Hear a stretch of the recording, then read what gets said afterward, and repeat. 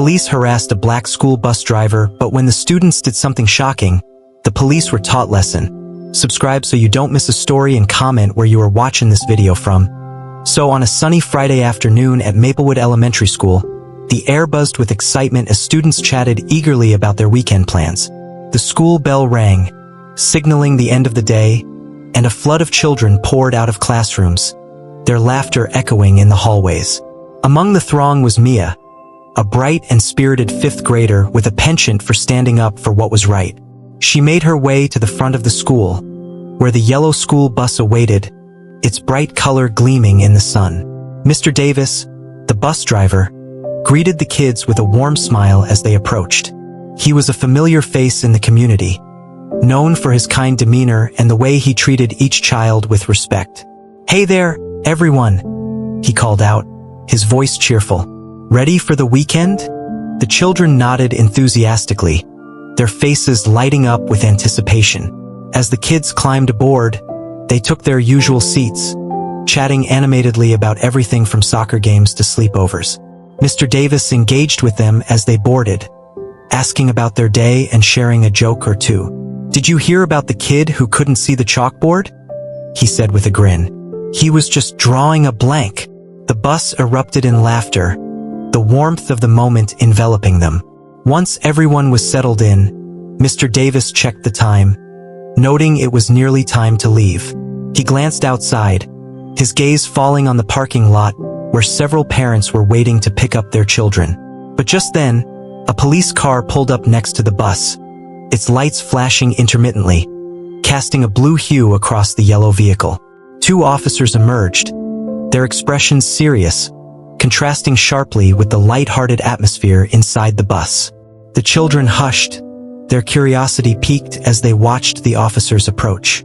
Mr. Davis opened the bus door, and the officers stepped closer, their voices raised. "Sir, we need to talk to you about your driving," one officer stated, his tone brusque. The other officer stood back, arms crossed, surveying the situation with a critical eye. Mr. Davis looked confused. "What do you mean? I've been driving this route for years without incident," he replied, his voice steady, though there was a hint of concern in his eyes. The children began to exchange worried glances, unsure of what was happening. Mia felt a knot forming in her stomach. She had seen the police in the neighborhood before, but never like this, not with Mr. Davis, who had always been a safe and caring presence in their lives. The first officer continued, raising his voice. "We received a report of reckless driving. We need to ask you some questions." Mr. Davis shook his head, still trying to understand. "I assure you I drive safely. The kids' safety is my top priority." The students listened intently, their hearts pounding in their chests as they watched the scene unfold. "Do you have a license?" the officer pressed, as if he had already made up his mind about Mr. Davis's guilt. "Of course I do," Mr. Davis replied, his patience wearing thin. "And I have the paperwork to prove it. But I'm not sure what this is about. I haven't done anything wrong." The atmosphere shifted. The children were now on edge, sensing the tension rising. They could see the dismissive body language of the officers, how they loomed over Mr. Davis, towering and intimidating, while he remained seated in the bus, trying to maintain his composure. A feeling of unease settled over the group, and Mia could see that her friends were scared. Malik, sitting a few seats back, whispered, "What's going on? Why are they being so mean?" Mia didn't have an answer, but she felt a surge of anger welling up inside her. This wasn't how things were supposed to be. Mr. Davis was a good man. He was respected and loved by all the kids. He had a reputation for being reliable and kind. Suddenly, everything felt wrong. The bus, usually a haven of laughter and friendship, seemed to close in around them as they watched their beloved driver being questioned. The second officer stepped in, speaking with an air of authority. "We just need to clarify some details. If you cooperate, this will be over quickly." There was a condescending tone in his voice that made Mia's heart race. She felt the urge to jump up, to say something, but fear held her back. What could she possibly say that would make a difference? As the officers continued to question Mr. Davis, A few of the older students began to whisper among themselves. They shared worried glances, their eyes darting back and forth between Mr. Davis and the officers. It was clear they were all feeling the same emotions: confusion, fear, and a sense of injustice. Mia's heart sank. She looked around at her friends, their faces etched with concern. They were all scared, and it pained her to see Mr. Davis treated this way. "Maybe we should say something," Malik suggested, his voice barely above a whisper. "We can't just sit here." Mia nodded, feeling a growing sense of determination. She knew they had to do something, but what could they do against the authority of the police? As if reading her thoughts, Malik stood up, straightening his shoulders. "I'm going to say something," he declared, his voice gaining strength.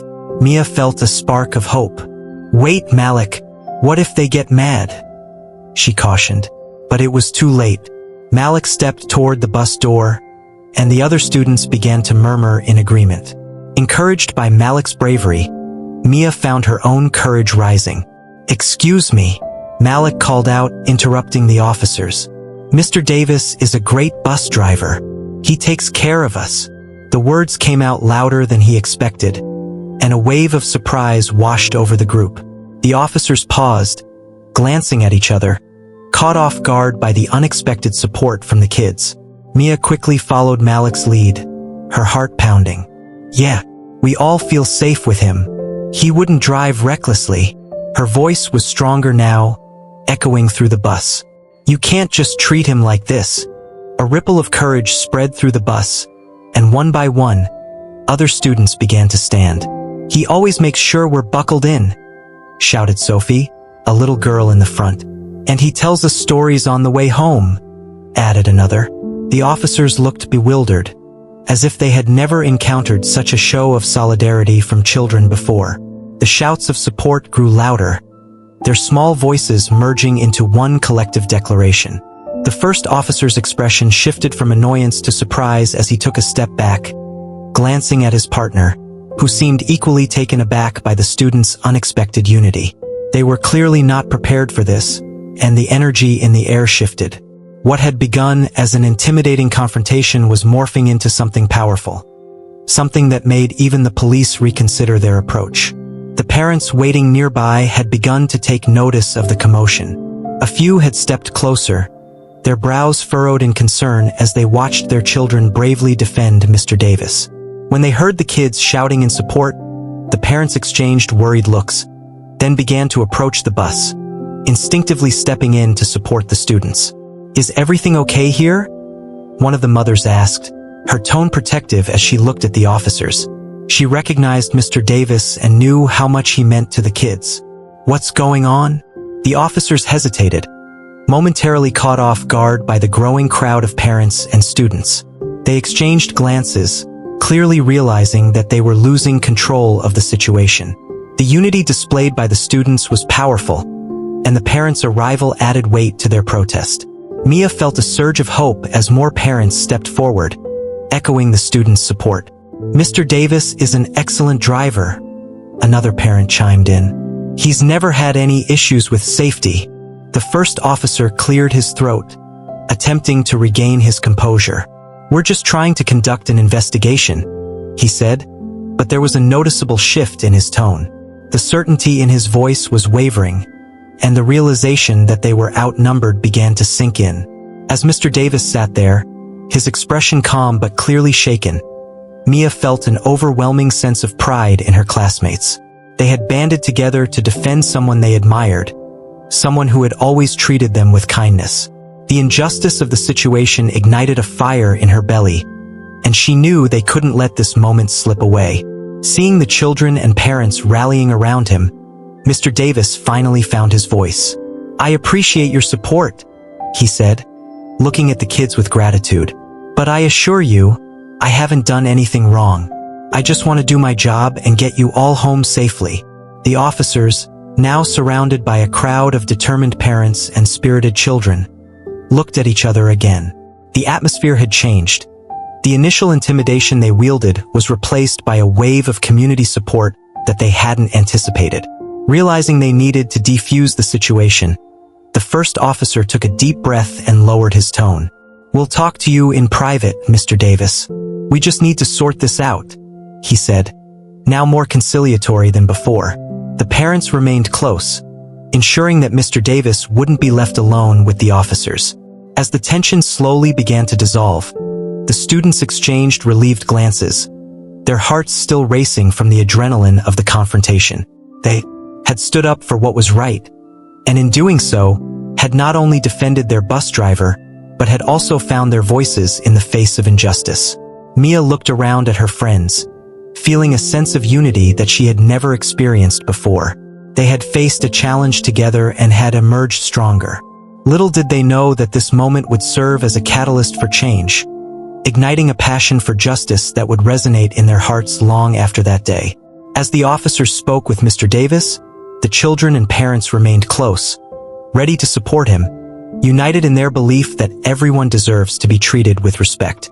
And in that moment, they learned that together, they could make a difference.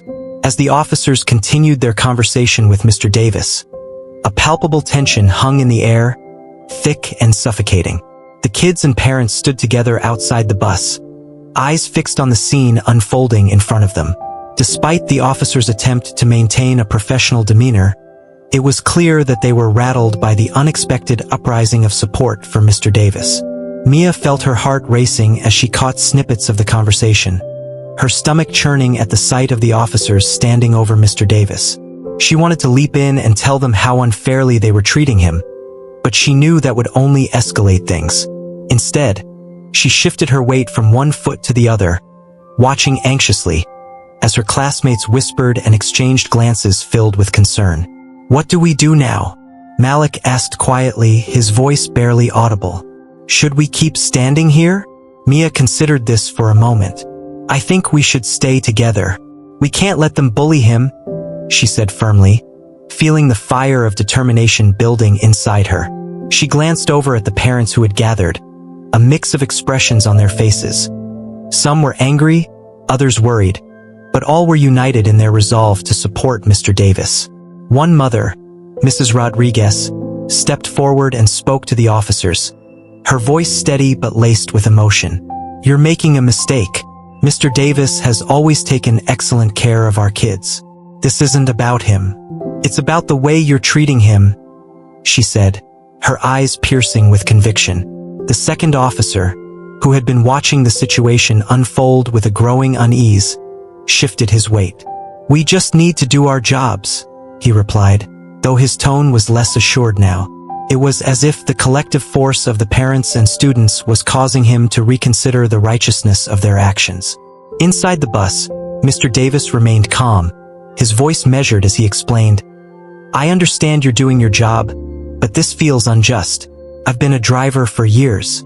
I take my responsibility seriously. My first priority is the safety of these children." The first officer, clearly frustrated, rubbed the back of his neck, his posture softening slightly. "We received a complaint about your driving. We have to look into it. But if everything checks out, we'll be on our way," he replied, his earlier bravado waning. "Did you consider speaking to him first instead of confronting him like this?" Mrs. Rodriguez pressed, her frustration evident. "He doesn't deserve to be treated like a criminal in front of these kids." The tension began to ebb slightly as the crowd around the bus grew. More parents arrived, drawn by the commotion. They stood alongside the children, their expressions a mix of concern and indignation. Mia felt a surge of pride seeing the adults stand with her peers, creating a wall of support that surrounded Mr. Davis. As the officers continued to speak with Mr. Davis, Mia exchanged glances with her friends. "What if we can make a sign or something?" she suggested, her mind racing with ideas. "Something that shows we're all together in this." "That's a great idea," Malik exclaimed, his eyes lighting up. "We could use the bus windows to display it." Mia nodded, excited by the thought. "Let's do it," she said, and without wasting a moment, they began to brainstorm what to write.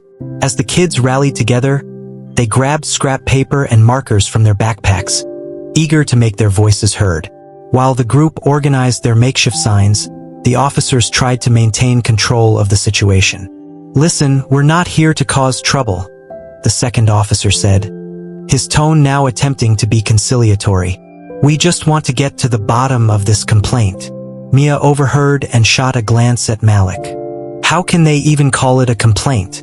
They didn't even ask Mr. Davis about it first, she whispered angrily. The first officer caught sight of the students gathering materials. What are you doing? He called out, his tone sharp. This is not the time for games. It's not a game, Mia shouted back, her voice strong and unwavering. We're standing up for Mr. Davis. The second officer stepped closer, a hint of concern creeping into his eyes. This isn't a good idea, kids. You need to go home. But the kids were undeterred. They quickly crafted signs that read, "We support Mr. Davis." And Mr. Davis is a safe driver. The energy among them was electric, and they felt empowered, fueled by the belief that they could make a difference. As they finished their signs, the parents began to take notice. Mrs. Rodriguez turned to the other parents. Let's help them with this. We need to show our support too. The parents nodded in agreement, quickly taking out their phones to snap photos, wanting to document this moment of unity and strength. Mia held her sign high, feeling a swell of pride and determination. We're not afraid. Mr. Davis is one of the best, she shouted, and the other kids echoed her words, their voices growing louder, forming a chorus of support. The officers looked at each other, clearly unsure how to handle the situation. The first officer took a step back, visibly conflicted. Okay, let's just calm down and talk this through, he said, trying to regain control. But it was clear that the tide had turned. The support for Mr. Davis had created a formidable barrier against their authority. More students began to join in, and soon the bus was surrounded by a throng of children holding their signs. Mr. Davis is our hero, they chanted, their voices ringing out across the parking lot. The atmosphere shifted. The nervous energy transformed into a sense of empowerment. Mr. Davis watched from the bus, his heart swelling with pride and gratitude. He had always known these kids were special, but to see them come together like this was both humbling and uplifting. It was a moment he would never forget. Thank you, kids, he said softly, his voice carrying across the growing crowd. You don't have to do this, but it means the world to me. The students' determination only grew stronger in response to his words. They felt as if they were part of something larger than themselves, a movement of justice and unity that echoed beyond their small town. Mia noticed that some of the parents were speaking quietly to the officers, attempting to mediate the situation. You need to understand how much Mr. Davis means to these kids, one father was saying. They trust him. You're breaking that trust right now. The officers exchanged uncertain glances, and it was evident that the students' actions were making them reconsider their approach. We're just doing our job, the second officer said, but the conviction behind his words was weakening. As the chanting continued, Mia looked around at her classmates and felt an overwhelming sense of pride. They were standing together, and that was powerful. It wasn't just about Mr. Davis anymore. It was about standing up against injustice and proving that they wouldn't be silent. Suddenly, the first officer raised his hand, signaling for quiet. All right, listen, he said, trying to regain control. We understand your support for Mr. Davis, but we need to get this sorted out. If he's done nothing wrong, then there's nothing to worry about. The crowd murmured, and Mia felt a flicker of hope. Maybe if we keep talking, they'll understand, she said to Malik. We can keep this going until they see we're serious. Malik nodded, determination shining in his eyes. Yeah, let's not back down now. We've come this far. With renewed energy, the children and parents began to chant again, their voices rising in solidarity. Mr. Davis is our driver. Mr. Davis is our friend. The officers stood there, visibly taken aback by the intensity of the support. Mia caught a glimpse of the second officer, who seemed to be softening. She could see him listening, weighing their words against the standard protocols he had been taught to follow. It was a pivotal moment, and Mia knew they had to capitalize on it. Let's keep going, everyone, she shouted, her voice carrying over the crowd. We can't stop now. As they chanted, the officers began to huddle together, discussing their next steps. The tension in the air remained thick, but it felt as though the momentum had shifted in favor of the students. The parents rallied around the children, forming a wall of support that kept the officers at bay. "Let's make it clear," Mrs. Rodriguez called out to the officers. "If there's a misunderstanding, we want to resolve it, but you need to treat Mr. Davis with respect. This isn't how you build trust." The first officer nodded slowly, his brow furrowed in thought. "Okay, we'll talk to him again, but you all need to stay calm," he replied. As the officers approached the bus once more, the crowd fell silent, their eyes wide with anticipation. The moment felt monumental, like a crossroads where they could either see justice served or let the moment slip away. Mia felt the weight of the situation on her shoulders. She took a deep breath, ready to speak up if needed. But as she looked around at her friends, she felt a renewed sense of hope. They had fought for Mr. Davis together, and that was a victory in itself. Mr. Davis, seeing the determination in the eyes of his young supporters, felt a surge of gratitude. "Thank you, everyone," he said, his voice steady. "Your support means everything to me." The officers paused, taken aback by the resolve of the children and their parents. The air was charged with tension, but beneath it all was a sense of unity that couldn't be easily dismissed. They knew they were fighting for something real, and that knowledge propelled them forward. As the first officer approached the bus, he took a deep breath, clearly aware of the weight of the moment. "Mr. Davis, we'd like to talk to you again," he said, his tone noticeably softer. With the eyes of the children and parents watching intently, Mr. Davis nodded. "Let's get this sorted out," he replied, his voice steady, reflecting the strength he found in the support surrounding him. As they began to talk, Mia knew that this was just the beginning.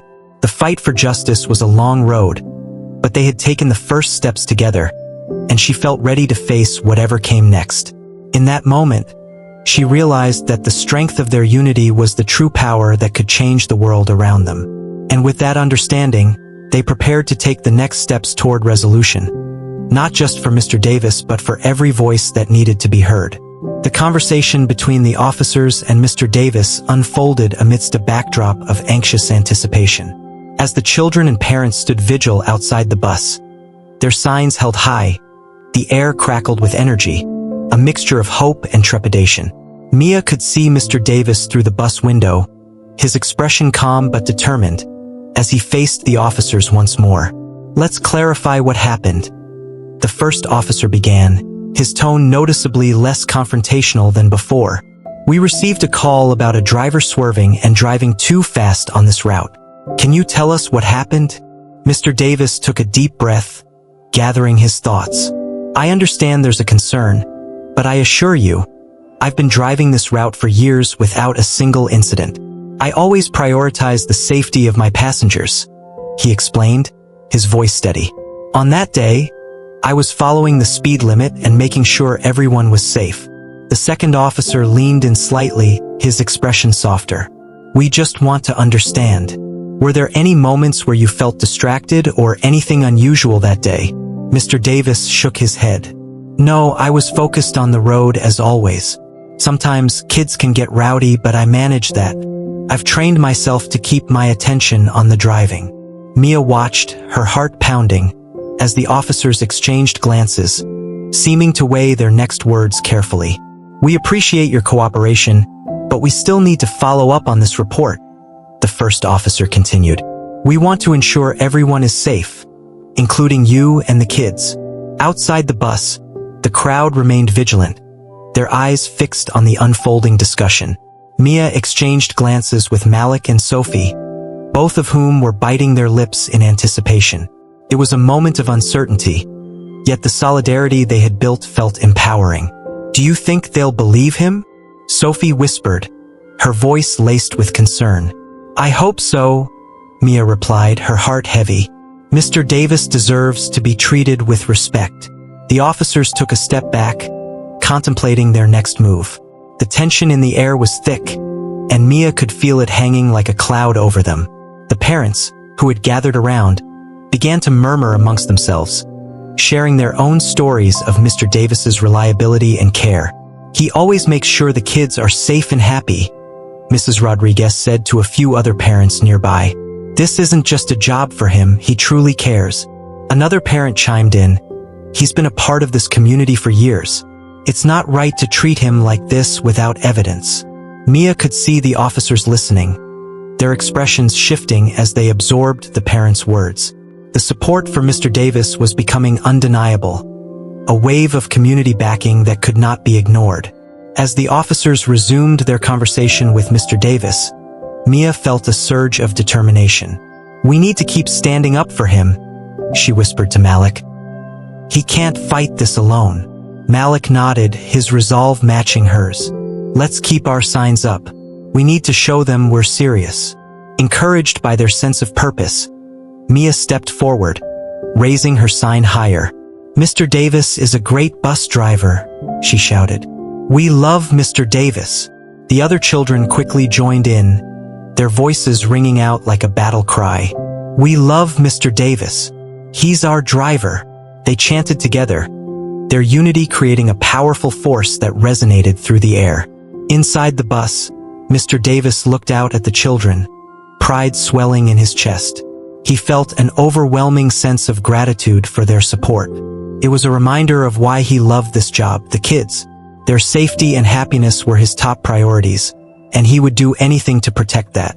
The officers paused, clearly taken aback by the fervent show of solidarity outside the bus. "All right, let's take a moment to regroup," the first officer said, raising his hand to quiet the crowd.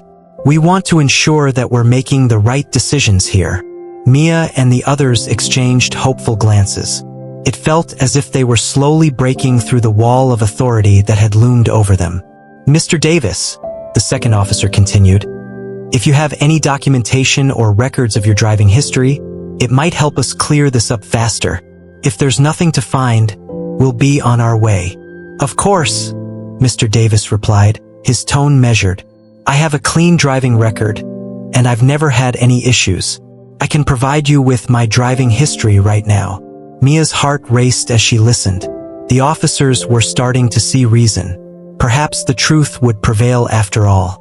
"Thank you for your patience," the first officer said, finally starting to relax. "We're just trying to do our job and ensure safety for everyone involved." The kids continued to chant, their voices strong, as the atmosphere began to shift. The parents stayed close, offering their support, determined to stand by Mr. Davis through this challenge. After a brief moment, Mr. Davis stepped down from the bus to retrieve his documentation from the driver's seat. The moment felt monumental, and the children continued to rally around him, cheering as he emerged. "I'll be right back," he said, a small smile breaking through his earlier tension. As he walked away, the officers stood by, still taking notes, but their demeanor had shifted considerably. The parents whispered to each other, sharing words of encouragement. "This is ridiculous," one father muttered. "They should have just talked to him first." "Exactly," Mrs. Rodriguez replied. "We need to make sure this doesn't happen again. It's not just about Mr. Davis. It's about how our community is treated." Mia felt a sense of pride swelling in her chest. This was more than just about Mr. Davis. It was about standing up for what was right and ensuring that their community was treated with respect. As Mr. Davis returned with his paperwork, the atmosphere around the bus became charged with anticipation. He handed the documents to the first officer, who glanced over them quickly. "This looks good," the officer said, his tone now more conciliatory. "Your driving record is clean. It seems there may have been some misunderstanding with the report." Mia held her breath, waiting for the officer to say more. Would they finally drop this ridiculous accusation? After a moment of deliberation, the second officer spoke up, his voice firm. "We're sorry for the misunderstanding, Mr. Davis. We'll file this report accordingly and ensure that this is resolved. Thank you for your cooperation." The crowd erupted into cheers, a wave of relief washing over them. Mia felt her heart soar as Mr. Davis smiled, the tension in his shoulders easing. "Thank you for understanding," Mr. Davis replied, his voice filled with gratitude. I appreciate the support from everyone here. As the officers began to step back, Mia couldn't help but feel a sense of victory. The children, alongside their parents, had made their voices heard, and it had made a difference. But then, as the officers prepared to leave, the first officer raised a hand to quiet the crowd again. We do want to remind everyone that while we're here to ensure safety, we also appreciate your cooperation in matters like these. It's important for all of us to work together. Mia nodded, understanding the importance of communication, but she felt a pang of frustration. Of course, she said, speaking up, but we also want to make sure our voices are heard. We shouldn't be afraid to stand up for what's right. The second officer looked at her, surprised. You're right, he said, a hint of admiration in his voice. It's important for everyone to feel safe. We appreciate your passion. As the officers returned to their car, the parents and children continued to cheer for Mr. Davis, celebrating their small victory. The sense of unity and strength was palpable, and Mia felt a bond forming not just with her classmates, but with the entire community. In the aftermath of the confrontation, the children began to disperse, still buzzing with energy from the event. They gathered around Mr. Davis, eager to express their support. Are you okay? Malik asked, his eyes wide with concern. Mr. Davis nodded, his expression warm and appreciative. I'm more than okay, thanks to all of you. Your support made a difference today. You all stood up for me when it mattered. Mia smiled, feeling proud of what they had accomplished together. We just wanted to show them how great you are. Mr. Davis chuckled softly, shaking his head. You kids are incredible. You have no idea how much it means to me. As the sun began to dip lower in the sky, painting the world in warm hues of orange and pink, Mia felt a sense of camaraderie growing among her peers. They had faced something together and had emerged stronger. Let's celebrate, Malik suggested, his enthusiasm infectious. We should have a pizza party or something. The kids all nodded in agreement, their spirits lifted by the day's events. Yeah, let's do it, Sophie exclaimed.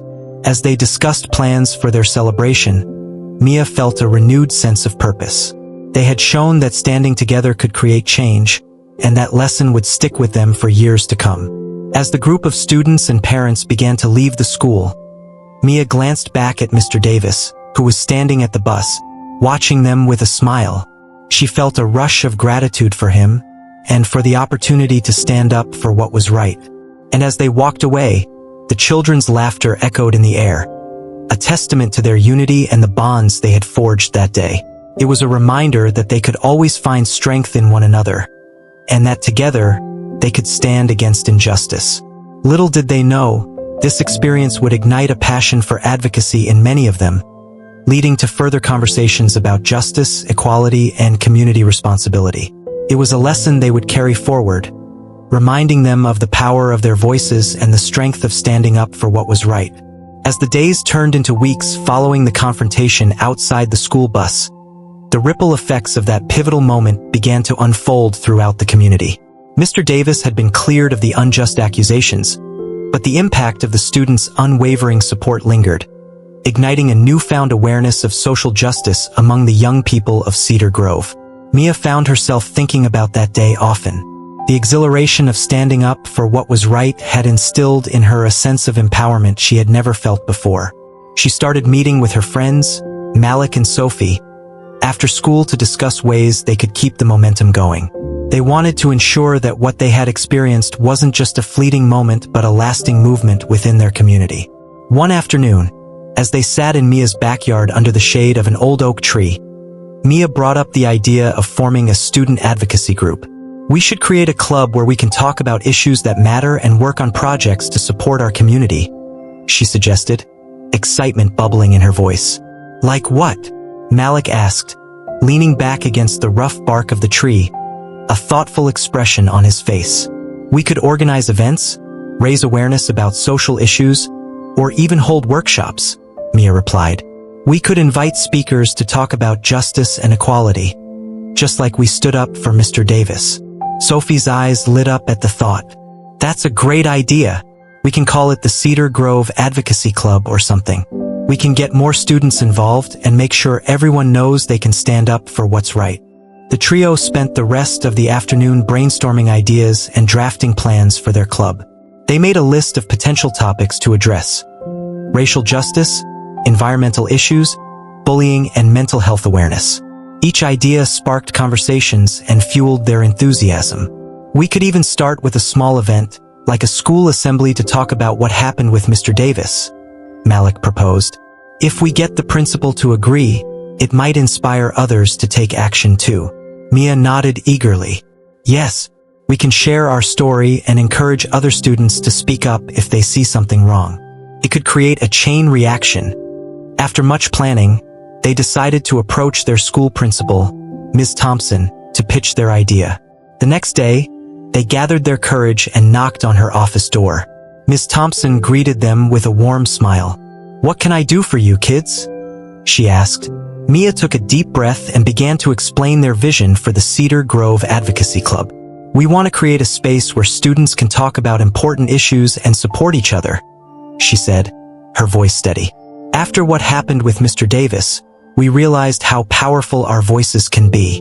Ms. Thompson listened intently, her expression thoughtful. "I appreciate your initiative. This sounds like a positive way to engage students in meaningful conversations. I'd be happy to help you set up your first meeting and even promote it through the school newsletter." The students erupted in cheers, gratitude washing over them. "Thank you so much," Sophie exclaimed, her excitement bubbling over. With Ms. Thompson's support, the wheels were set in motion. They quickly organized their first meeting, using social media and word of mouth to spread the word. Mia designed colorful flyers to hang around the school, featuring the date, time, and a catchy tagline, "Join us to make a difference." When the day of the meeting arrived, Mia felt a mixture of excitement and nerves. She arrived early to set up the room, arranging chairs in a circle and preparing refreshments. As her classmates began to trickle in, she couldn't help but feel a sense of pride swell in her chest. They were taking the first steps towards something significant. Malik and Sophie joined her at the front, their faces lit with anticipation. "I hope we get a good turnout," Malik said, glancing around the room. "You know what? No matter how many show up, we'll make this work," Mia replied, determined. "This is just the beginning." As the clock ticked closer to the start time, the room began to fill. Students of all ages filed in, chatting among themselves, curious about what the advocacy club would entail. Mia felt a surge of energy as she looked around the room, seeing familiar faces mixed with new ones. Once the room was full, Mia stood up, her heart racing with the thrill of the moment. "Thank you all for coming. We're so excited to start the Cedar Grove Advocacy Club," she announced, her voice echoing off the walls. "Today, we want to talk about how we can support each other and our community, just like we did for Mr. Davis." The group responded with nods and murmurs of agreement. Malik took the lead next, explaining their goals. "We want to create a space where we can discuss issues that matter to us, whether it's bullying, racism, or any other social issues. Together, we can make a difference." Sophie chimed in, adding, "And we want to brainstorm projects we can work on, like organizing events, raising funds for local charities, or even writing letters to our local representatives about issues that affect us." A student from the back raised their hand. "What if we do a fundraiser to support a cause we care about?" she suggested. "Like helping a local shelter or food bank?" Mia felt a wave of excitement at the idea. "That's a fantastic suggestion. We can brainstorm different causes that resonate with our group and see how we can help." The meeting buzzed with energy as students shared their ideas, sparking discussions about potential projects. Some proposed a community cleanup day, while others suggested a clothing drive for those in need. As the meeting progressed, Mia felt an overwhelming sense of belonging and purpose. The students were genuinely invested in making a change, and their passion was infectious. They had transformed a moment of injustice into a powerful movement. As the meeting wrapped up, Mia looked around the room, her heart swelling with pride. "Thank you all for coming